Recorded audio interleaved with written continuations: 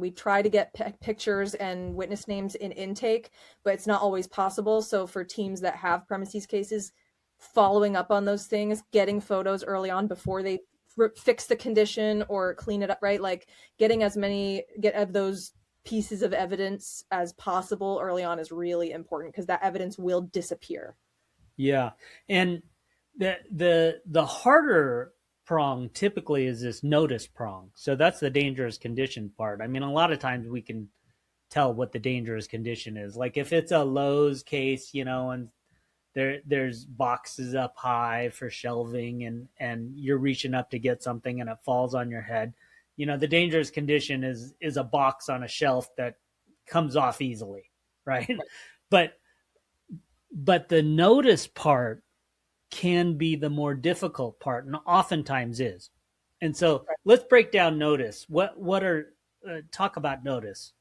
Yeah, so the reason, if you think more about back to our conversation about policy, right?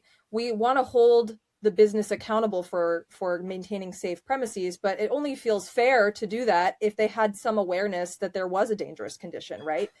Because how else are they going to remedy a dangerous condition if they don't know about it? So this is sort of to satisfy that sort of fairness piece, right? And so you need either actual notice, meaning they knew about the dangerous condition, one of the employees saw it, or they had previous incidents with other people slipping in the same area, something like that. So that would be actual notice. You knew this was dangerous.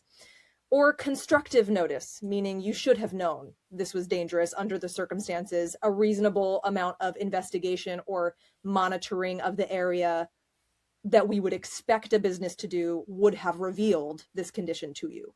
Yeah, and the should have known prong is kind of the one that we oftentimes are in, because the actual notice, I mean, people will say, I didn't know. It's easy to say, I didn't know. And in fact, if you don't do any inspection of your property, then you never know.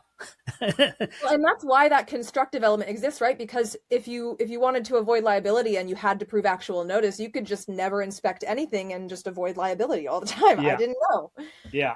No, it's, Well, and we didn't really get into this, but like if you're an invitee on the property, which means that you're being invited on the premises for the business owner or the property owner's benefit, then your duty extends beyond just seeing if there's any dangerous condition. You actually have a duty of going out and looking to make sure that there's no dangerous conditions, to ensure that your patrons are. So yeah, it's which a makes higher sense. standard.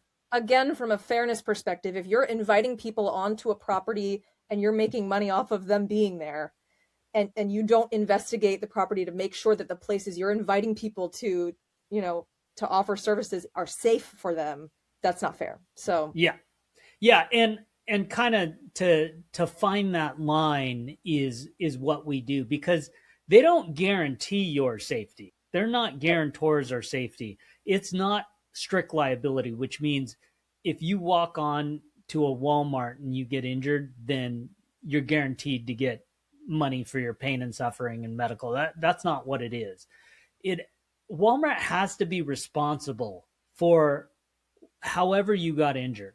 And that's kind of the thing that we're trying to figure out is like, was Walmart responsible? Could they have done something in their procedures to make it safe, knowing that, these injuries happen?